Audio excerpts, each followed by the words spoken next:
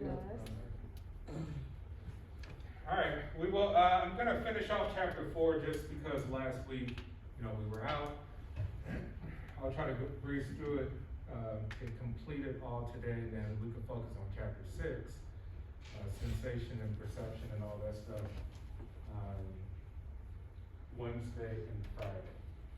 So we're gonna begin. And Wednesday, we will have a guest lecture, and he's gonna talk about the psychology of politics, right? How politicians use psychology to get, particular type of votes, how to sway people's minds politically, which impacts our day-to-day lives enormously. So that one should be pretty interesting. Khalil Rashid is his name. He'll be here on Wednesday.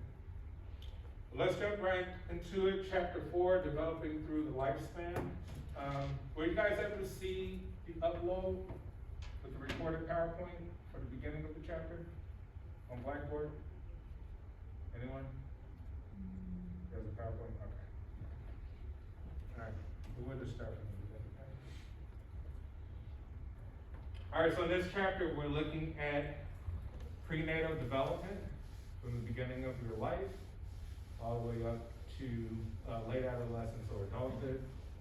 And so we talk about things like last class, nature versus nurture, genetic inheritance, how genes play a part on your behaviors and your actions and who you are and your personality later on in life.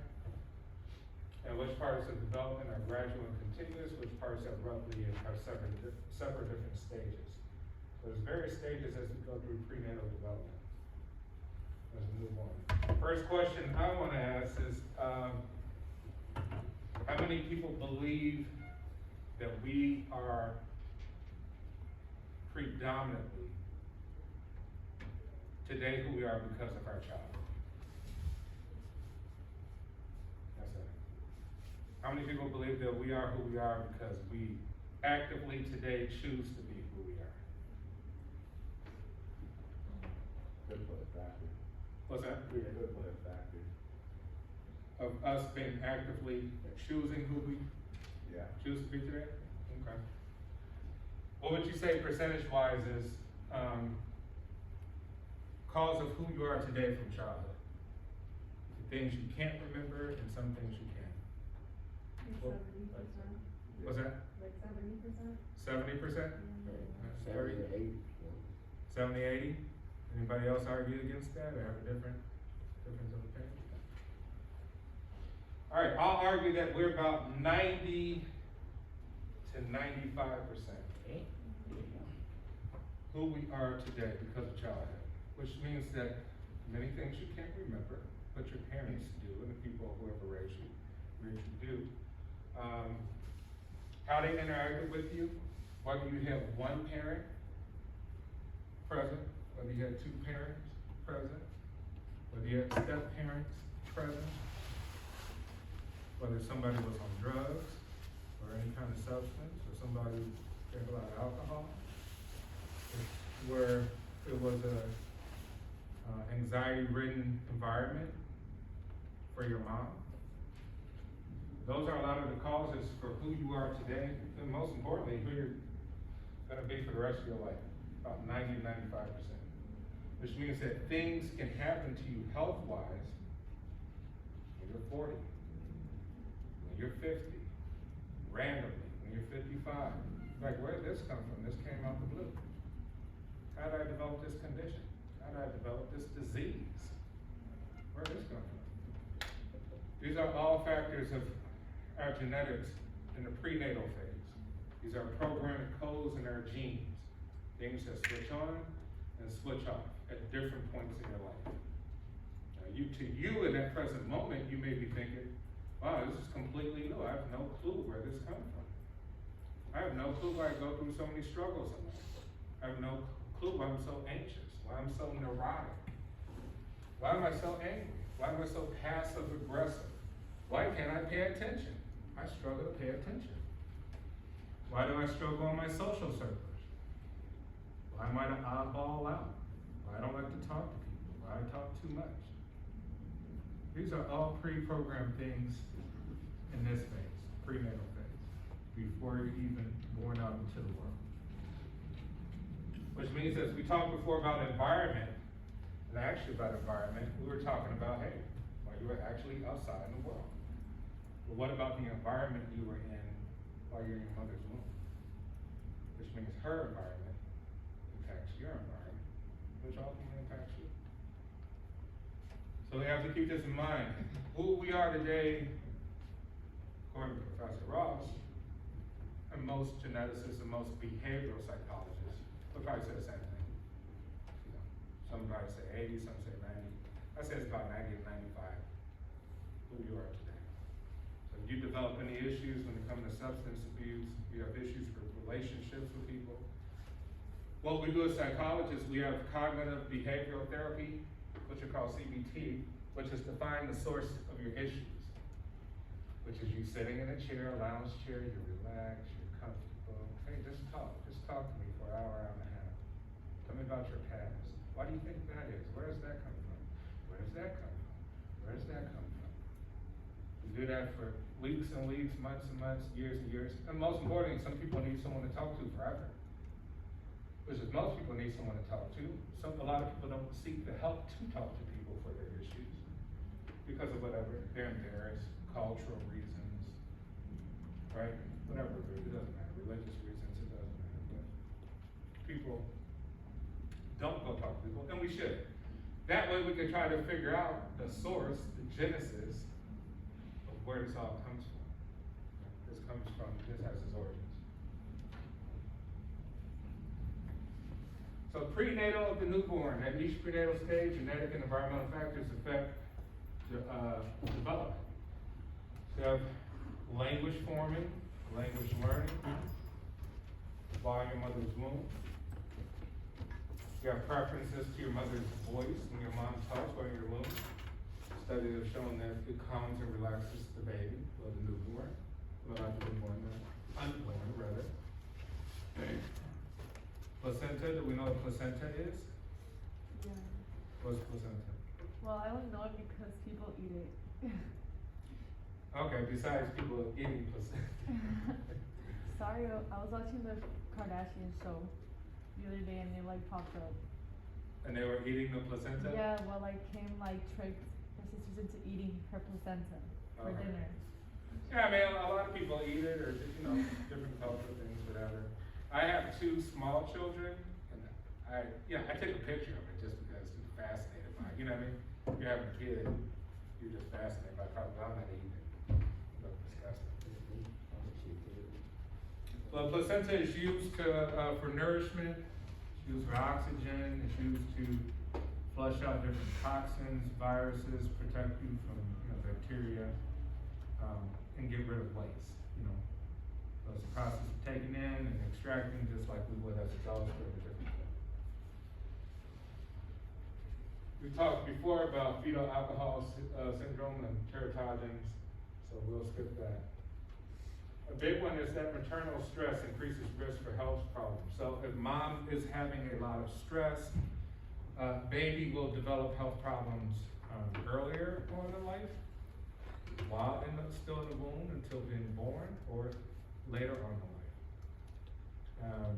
In which case, we can all be born with some sort of stress issues. Whether it's high blood pressure, high anxiety issues, a need for certain things, et cetera, et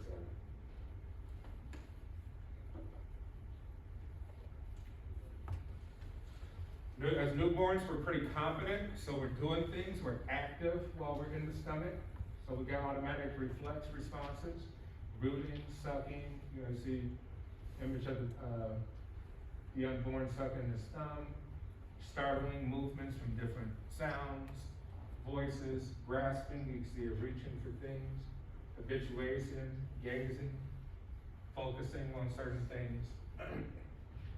These are all activities that happen while in our mom's stomach. And maternal scent. Some women can have a heightened sense of scent, right?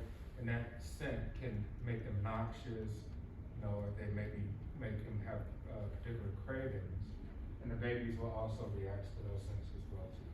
There's a lot going on. explosive growth and developing prenatal brain. You can see here, from newborn to 3 months to 15 months, the amount of activity in our neurons is just exacerbated growth happening. Neural networks and branching, linking after birth. So we're forming different connections in our brain to learn new things, to learn new ways to handle certain things that happen within our mother's stomachs. Our frontal lobes, which is used a lot for our senses, they grow rapidly from 3 to 6 years, and development continues into adolescence and beyond.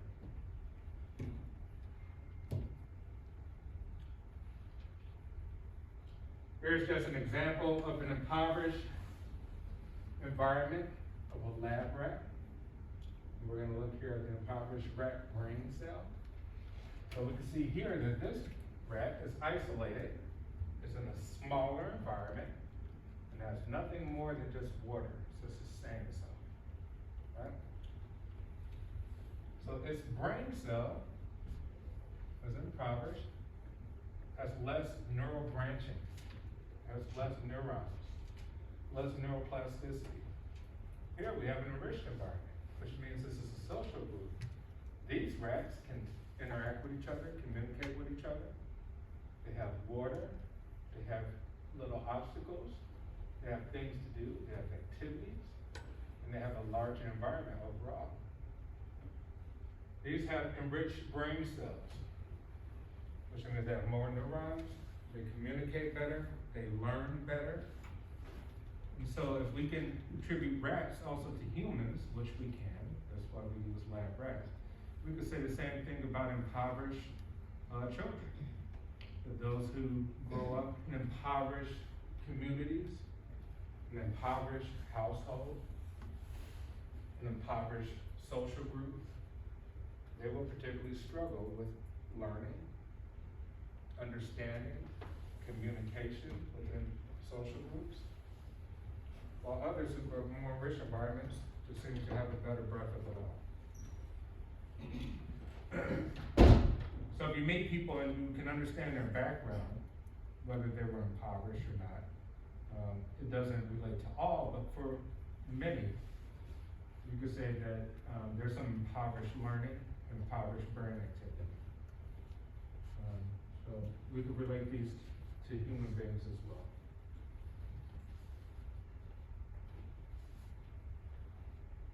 I want to skip ahead because I'm trying to get through this, but I want to talk about social groups. Autism. Does anyone know anyone who has autism? Yes. Yes. What are some of their attributes or character issues or anything of this sort? He kind of like, he has to take a lot of special classes because like my brother, he just like can't like learn like at like up to like the speed of like everyone in his class. So he's kind of like backed up, or like he gets frustrated with himself easily. He's like really like impatient. But like the main one is like he's like just like behind like academically, and you know. Okay. Does anyone know where autism comes from? Or may come from?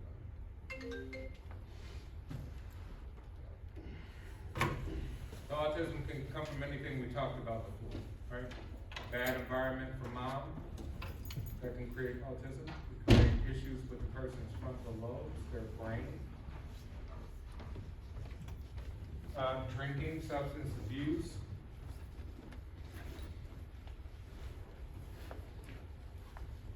In a high-risk environment. So some of the symptoms for autism, to kind of put it in a general perspective, autism deals with issues with others, right? We live in a society filled with others. You may live in a household filled with others. So autism is particularly when it deals with another person or group. That person will struggle, school is a group, this is a classroom. That when that person will struggle in this setting, the person will struggle within their own social settings, their own family settings. They may not want to talk, they may not want to communicate, they may isolate themselves, they may have difficult learning, they may be slow to learn. Maybe non-expressive. Maybe they don't know how to read your face, which means they can't read facial expressions good. So if you go to somebody who has severe autism and you were like screaming and whatever, they may have a blank face and they don't even comprehend what you're doing right now. In the severe cases, right? So autism deals with people who have any kind of issues within a social setting. So let's keep that in mind. Let's look at general. They call it a spectrum, right? Autism spectrum disorder because it covers so much, right? You're dealing with groups, you cover so many different areas, right? It's just communicating, relationships, school, learning, adapting, all these different things. So there's 1,000 different particular sets of autism you could have, but the whole spectrum is just the whole gamut for everyone to understand. So different levels of severities range from high to severe. Causes we talked about, prevalence. Treatment is really just therapy.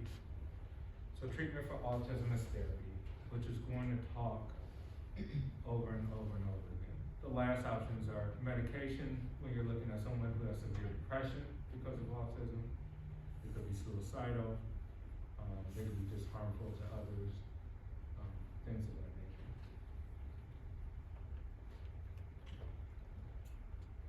But we also have to understand too, right? Maybe in some settings we all look a little autistic, right? Maybe in some settings we all struggle with communicating in a relationship. Men and women or whatever. I don't understand you. We don't communicate well, or these types of things. But these have real issues in a person's life moving forward and progressing. This is just to give an example of some reactions of the facial expression, right? For autistic people, don't read these, right? They don't read aggression. They actually don't read happiness.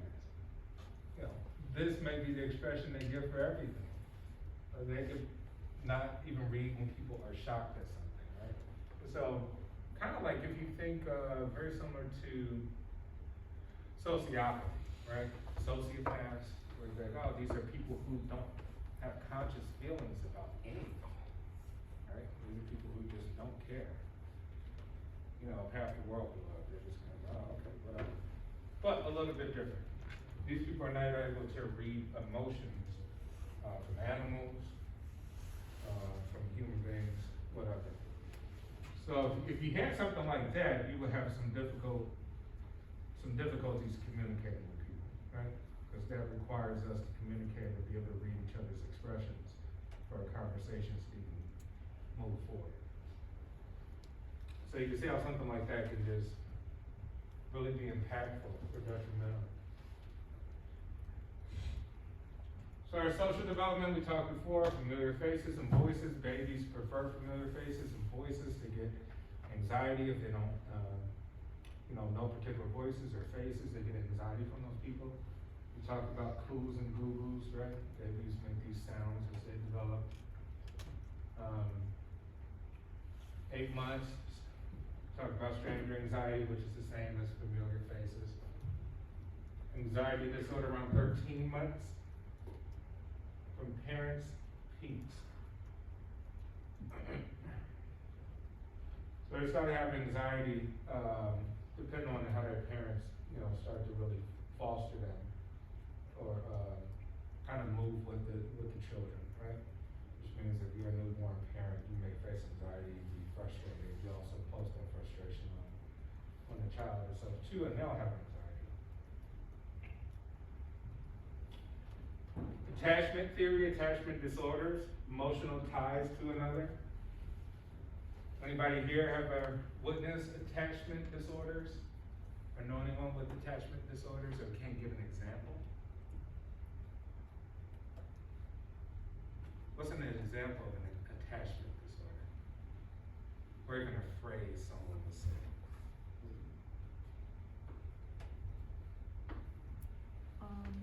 I don't know, the way that I think about it, well, when you talk about it like that, it's like attachment to like a couple or something, because my cousin's always like, oh, I'm so attached to my boyfriend or whatever. Yeah. Which sometimes I do believe it, because because like they're like in a really toxic relationship and they've been for like 4 or 5 years and they're like still together.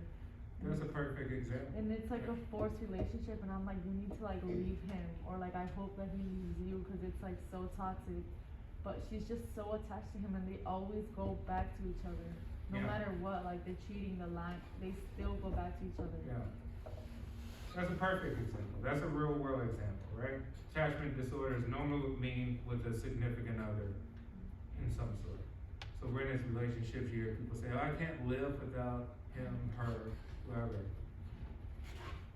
You're like, what do you mean by that? You can't live. Like, you lived before this person, you'll live after.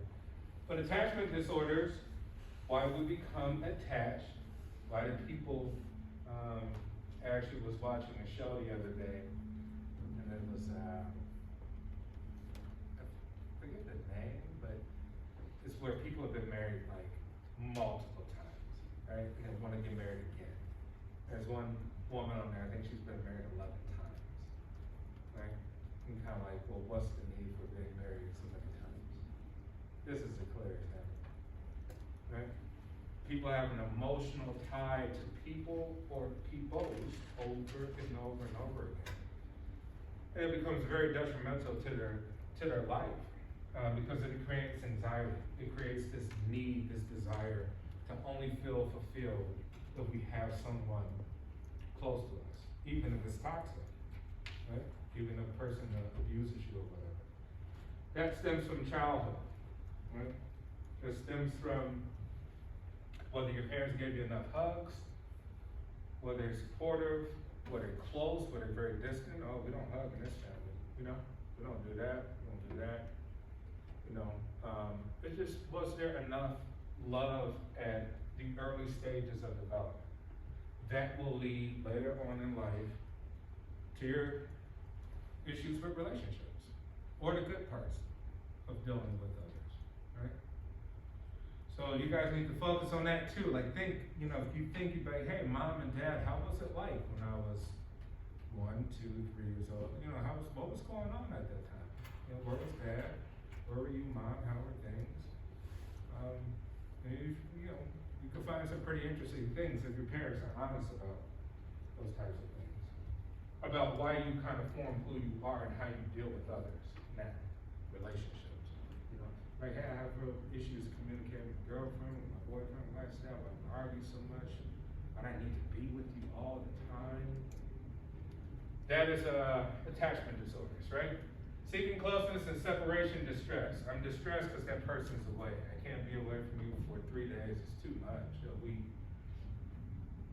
Those are the origins. Body contact, soft warm touching or arousing, secure base provision. Was there a secure environment when I was a baby? Right? Was there enough love when I was a child? Were there 2 parents as I was a child? Which is very important. You may think it's not, but we'll talk about that coming up. Extremely important, because it forms a base.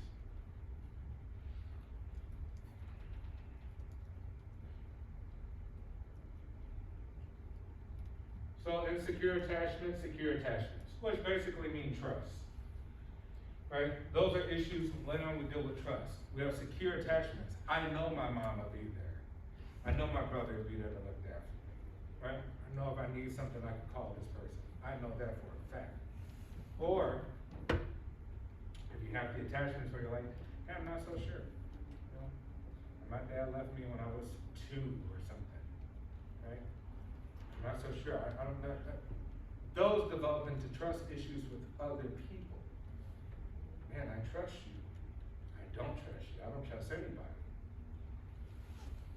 How come you don't trust anybody? That's because those critical stages, those attachments weren't bonded properly, weren't bonded securely. So now we are insecure with our attachments with people. I'm not sure if you love me or not. I can't really tell. You know? Prove it, babe. Prove that you love me. All these different things. Like, these are the issues that we face later on in life with these relationships we have. Temperament, characteristics of emotional reactivity and intensity. You know people who are quick to be violent, who are quick to be angry all the time, just angry for absolutely no reason, angry at the entire world.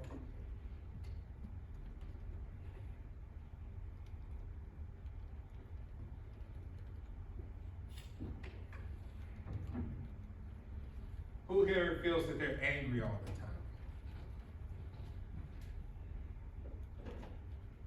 Who here feels they're mostly happy all the time? It's a little bit in between, right?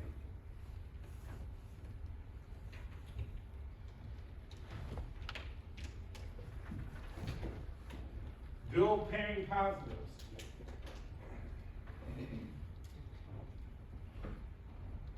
So who here believes that having two parents is better than having one? Yes, sir. How so? Why so? Rather? Why do you believe two parents is better than one? Because it's easier for the parents. Yes, a simple answer. It's just easier, right? Anything easier makes it easier to develop a child, right?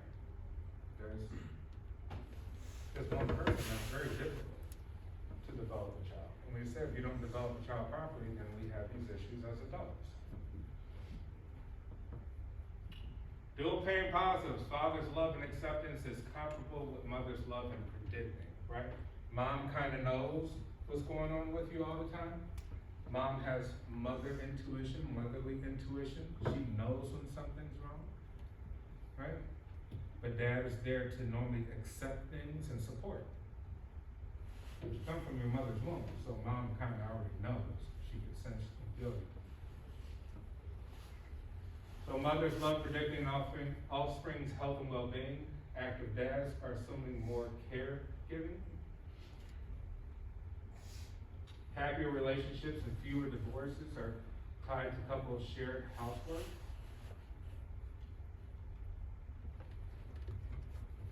So shared housework, right? Finances, cooking, cleaning, taking the kids to school, helping the kids with homework.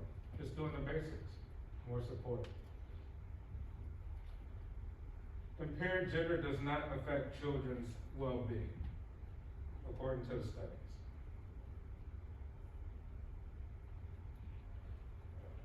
Later relationships, sensitive, loving parent-infant relationships foster basic social trust. Right? We talked about how that trust is important, whether you have insecure attachments or secure attachments with people later on in life. Provide a positive foundation for adult relationships. If you have issues with significant others as adults, probably stems from childhood. Like I said, about 95%. Right? Which means you can't constantly always just think about who you are in the present. You have to go back and trace your steps and think, where did I come from? What happened? Because those are the foundations that lead to who you are today, whether you like it or not. Forms of insecure attachment, anxious attachment, avoidant attachment. Hey, I don't want to get involved with anybody. I just want to be myself. Avoidance attachments. Hey, I know that he or she is a good person. I know that they're great for me. But no, I don't want that. Right? Why? There's always a reason why. You may think that you're conscious about it, present moment when you're making this decision. But your decisions are subconsciously based on something from the past. Avoided anxious attachments. I get attached to people, I'm anxious. Do you love me? Do you love me? Do you love me? Are you sure? Are you gonna leave me? Are you sure? Right? From our parents, right? We had stable environments or not.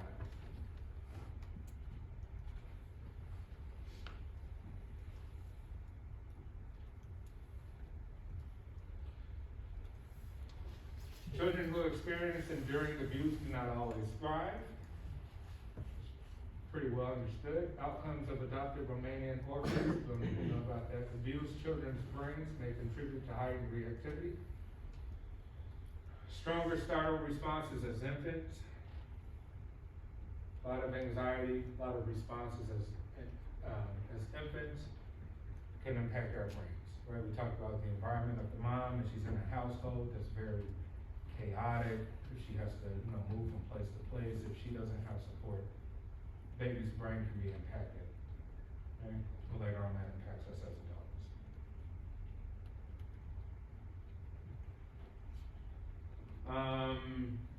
Some abused children are resilient, which is a good one. Resilience is really good. Which means that, there's hope. You can thrive. Someone could be born penniless, public housing, no money, very little formal education, still be a billionaire, right? It happens, but we shouldn't believe that it happens to most. It happens for a few.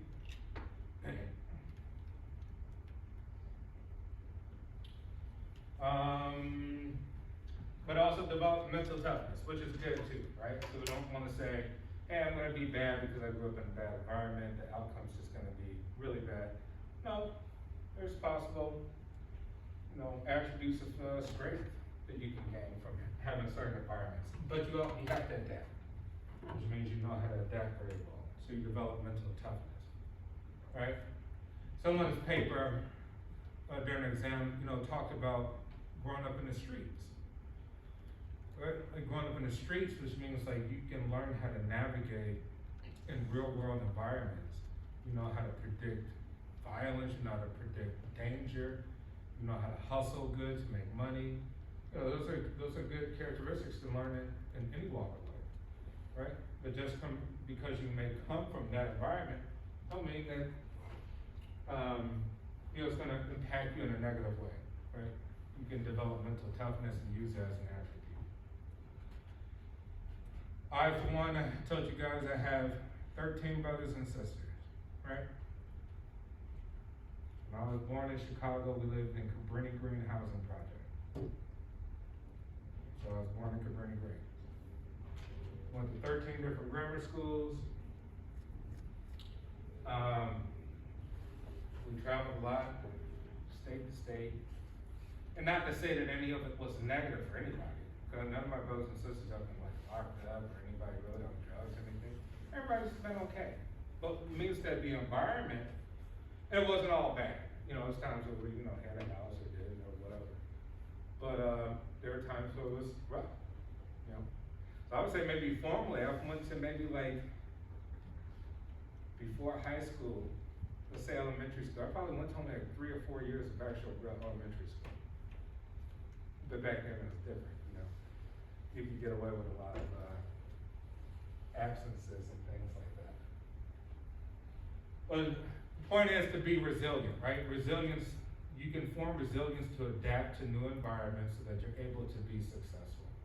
Which means that even my background did not stop me from doing anything I wanted to do. So I kind of just formed my own thoughts and did what I wanted to do.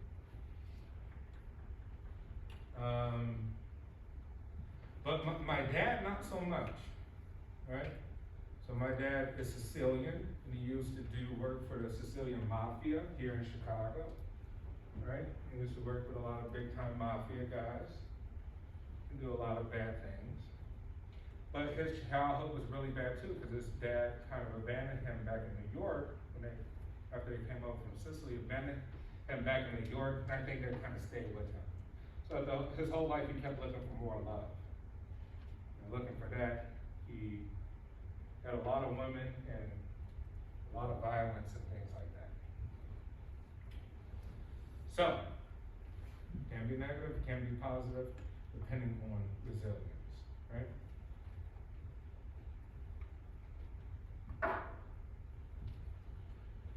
Parenting styles, authoritarian. Who here feels that their parents are authoritative? How so?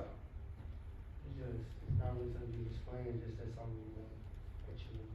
They don't give you much of a choice? I mean, it's like, used to like living under their rules, stuff like that, about certain things you can't do certain stuff. Yeah. If not, what's the consequences? And you be like, I'm not doing it. Like, You gotta go. Yeah. Has it helped you? Yeah. So. Okay. So authoritarian style can be good, right? We know this from sort of world history. Authoritarian style can be good and bad. It can be very bad to have a king or a queen.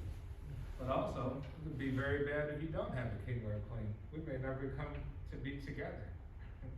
So the scales do weigh themselves, you know, there's bad and good. What were we gonna say? Oh, I think it's kind of bad, like, it's like you were saying that it's like 50-50, cause my mom is like really strict, and like now it's like, my brother has like completely like rebelled against her now, because he's just like sick of like going behind her back, so like I think it like, kinda like all like backfired on my mom, because Mhm. like I don't know, I just think that it's like really bad, cause I have like really strict parents, and like I sometimes still do things behind their back, like I'm 18, but I still like, sometimes like, you know, lie and stuff like that. Yeah. So I don't know.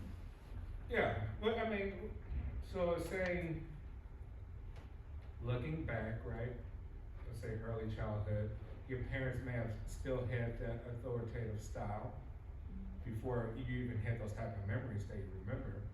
But that comes from somewhere too, why your parents have that, you know, they could be scared of, you know, things that may have happened in the past, family members or Yeah. you know, something. Okay, so it's not to, you know, not to their own fault, but at the same time,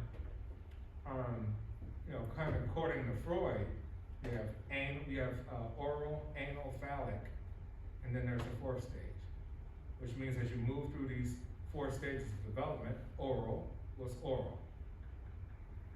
You're sucking on mommy's breast and you're drinking milk, right? Now, whether mother gives baby milk in the time that baby needs it, or restrains and don't and let baby cry, those have real consequences. Like, something just as simple as that can have lifelong adult consequences for being an unrestrained person, for discipline, right? Then you get into what they call anal and phallic. Anal is what? Now you gotta go potty training, you gotta poop. So you hold it in, and you just go on yourself. You didn't get potty trained till you were 4, 5. Those have real world consequences to who you are for discipline, recklessness. So that's what I'm saying. This is about 95% to who we are. We're just not thinking that deeply. Right? And then they talk about the phallic stage, which is when you first recognize you actually have reproductive organs. Right? And the things that happen in that phase, such as like puberty and things like that. Right? Now, if anything happens in those phases that would be classified as abnormal, guess what? As an adult, you'll have normal sexual behaviors. You'll have abnormal sexual behaviors, be promiscuous, the whole gamut, right? Depending on the parenting style, being honest with children, instructing them, teaching them about things, or not, just let them figure it out themselves, okay? So these things are deeply rooted into who you are. You know, so as adults, you're kind of like, hey, this is what I do. Where does that come from? It doesn't just come from nowhere. Trust me, it doesn't. You're just gonna wake up and say, this is how I am. Oh, we just talked about programming last week or the week before. You are programmed. You're a computer with cells with instructions to do certain things taken on from parents and grandparents. Now maybe that 5% is where that brain comes into it, like, oh no, this is my independent thought. This is what I actually choose. Yeah, 5%. But the rest is history. Up to a certain stage. You know, so they say typically, you know, by the time you're like 13, 14, you're 85% done for who you are.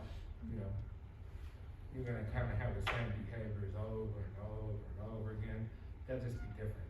You know, you get a lot of money, you do the same stuff you do when you were 14 with a lot of money. You just might do it a little differently. Permissive, unrestrained, right? Let the kid do what it wants to do. It wants to tear everything up without any discipline. Oh, there's no consequences. No, there are consequences, right? We talk about people unrestrained or reckless. Reckless, man, they just do what they wanna do. Right?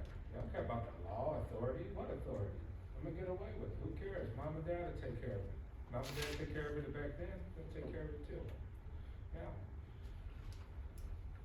Negligent, uninvolved, right? Parents who are just not there.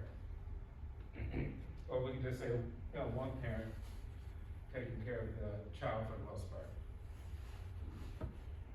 Those have steep consequences as well too. Authoritative or confrontive. I'd probably say that's more kind of related to what you were saying. Are they confronting? Like, would they be like, hey, don't, you know, why are you guys doing that? What's going on? Yeah, well, like, going back to like my brother thing, she does do that, but it's like, she's like gotten to the point where she just like gives up. Cause at first, like, I don't know how to explain it, so, I don't know how to explain it, it's just that like, at first she was like, why are you doing this, like, you know, like the consequences, like, I'm gonna get in trouble, this, like, I'm gonna get in trouble too, and now she's just like, you know what, if like, something happens to you, then, like, it's on you, like, it's not on me anymore, you're 19, like, you're grown, like, figure it out. Yeah. Which is neither bad or good. I mean, that could be good parenting because, you know, you're still instructing cause and effect, right? Hey, you do know if you do this, this happens, right? You do know if you have sex unprotected, you can either develop a virus or a disease, or you can have a child. Right? And then you gotta figure out what to do with it. Are you gonna keep it, get rid of it, adopt it, whatever? But these are real life, real world things that happen, right? And now we're no longer innocent past that.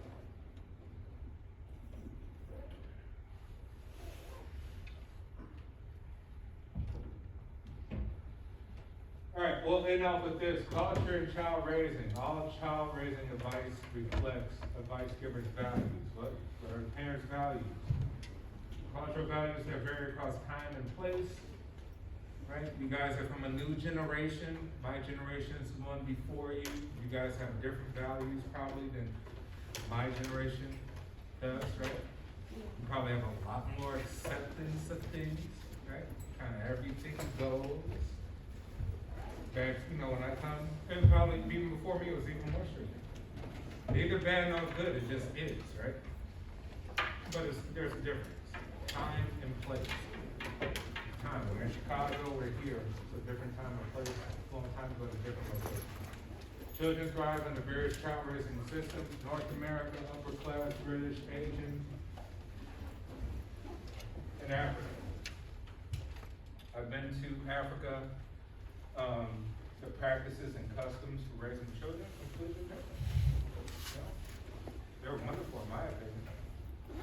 They have, a lot of people may have very little, but their children were absolutely phenomenal. How they approach people, just respect, customs, etc.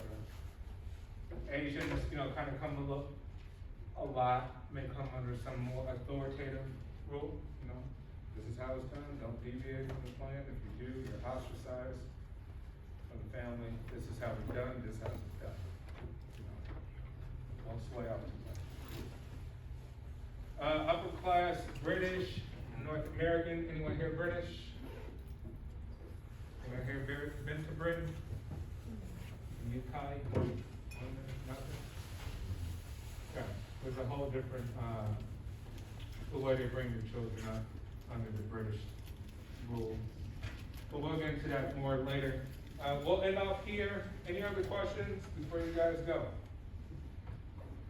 All right, once again, have a, you know,